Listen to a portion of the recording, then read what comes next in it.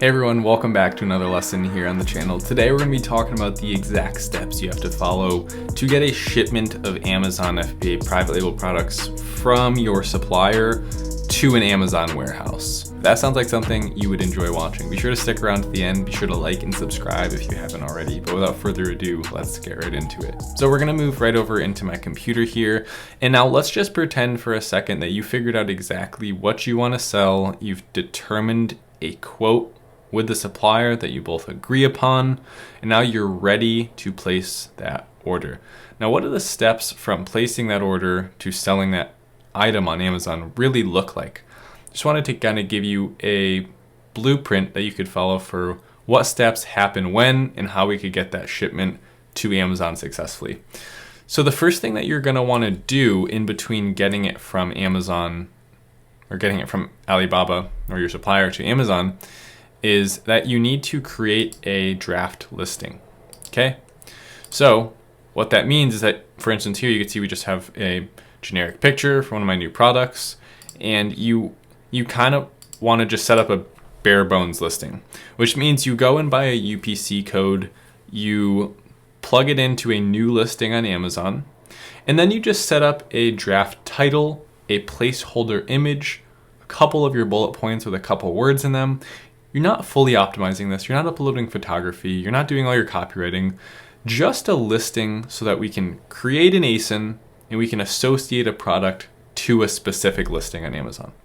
So that's going to be your first step, right? You know you're going to be placing an order. That day, you should go buy a UPC code and you should create your listing. Now, once you've created your listing, there's an important step in between here. Now, this is not having to do specifically with shipping, but important nonetheless. You're going to want to come into your listing, select it, action on one selected, and go ahead and go to print item labels. Because if you don't print your item labels, that's a lot of people run into this issue where they put their UPC code on the box by accident. You're going to want to use Amazon barcodes on your product. So make sure that you go ahead and print your item labels, send those over to your supplier as a document. So I could show you what that would look like actually. If you go print item labels, it's a 30 up label. So make sure you put 30 or else you're just going to have one on the page. So 30 up labels, print item labels.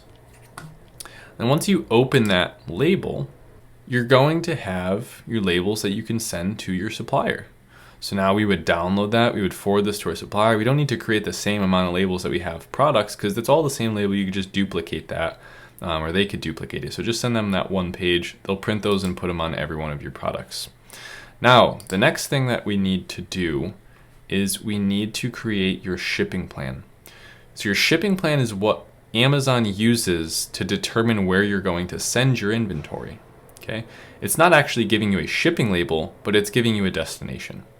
To do that, you're going to have to do the same thing. You're going to select the listing that you want to send inventory for. You can go action on one selected, and then you're going to do send/replenish inventory. You're going to click on that, and then I'll link a video down below for how to create that shipping plan because I've covered that in a tutorial. It'd be too long to cover here in this video. I don't want this to be a long video. So if you don't know how to create a shipping plan, go ahead and watch that video. It's completely free, and I just show you exactly how to do that. Then once your shipping plan is created, well, let me back up a couple of steps. What you're going to need to create the shipping plan is you're going to have to ask your supplier, say, hey, I need to know the size, aka the dimensions of each carton that you're going to be shipping my products in, how many units are going to be in each shipping carton, so maybe there's 10 per box, and then I need to know the weight of each individual box. Your box cannot exceed 50 pounds. So that means that one box that holds 10 units cannot exceed 50 pounds. Okay, so if you go to 48 pounds, you need to stop packing that box and start a new box. You could have hundreds and hundreds and hundreds of pounds of products on a pallet. You just can't have a 100-pound box. Does that make sense? And for products that have a weight of over $50, there's a different policy for that, but I don't, $50, I said 50 pounds.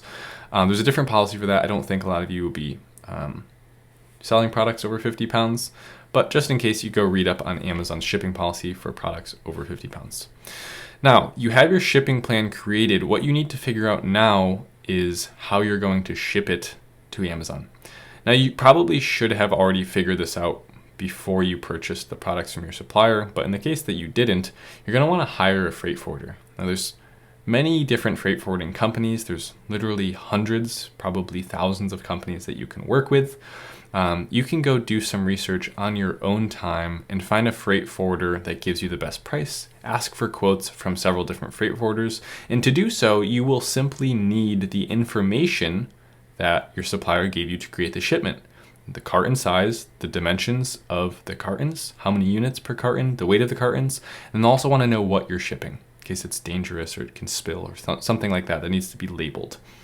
Then once you create your shipping plan, you have a quote from a freight forwarder, you're just going to sit tight and wait for your supplier to finish up packing your goods. You'll get a message from them when they're saying, okay, it's ready to ship out. And that's usually when you'll finish paying for your order. Usually pay 30% up front. Then once it's ready to be shipped out, you'll pay the remaining amount. At this point, it's up to you to get an inspection done of your units. I usually, once I trust a supplier, will not get an inspection done, but I do recommend that you get an inspection done for a new order from a new supplier before they ship it out. This can save you a lot of headaches when you're, down the line, when you're starting to get reviews from customers, you don't have damaged products, you don't have missing parts. It's definitely something that's important. One of the biggest areas where you'll see this reflected is in customer reviews for your competitors' products. You might see it was missing the rope to hang it up. The board was not included, or the hardware wasn't included, or I'm missing this, I'm missing that, the box came damaged. A lot of those can be solved by a simple inspection. They're really not that expensive. So go ahead and do that. Pay your supplier the remaining amount, and then you're going to have to pay your freight forwarder to send it to the address that you've determined. Now, there's many different ways that you can schedule out, or not really schedule out, but determine how they're going to handle it. I recommend establishing with your freight forwarder that you want them to take it from your supplier to a boat, to a port in the US, to Amazon once it arrives. So you want the supplier to take your product from door to door. That's going to be easiest on you and the least amount of headaches in the long run. Make sure that they're responsible for getting it to Amazon's door. Amazon should sign for it, and then it's Amazon's responsibility.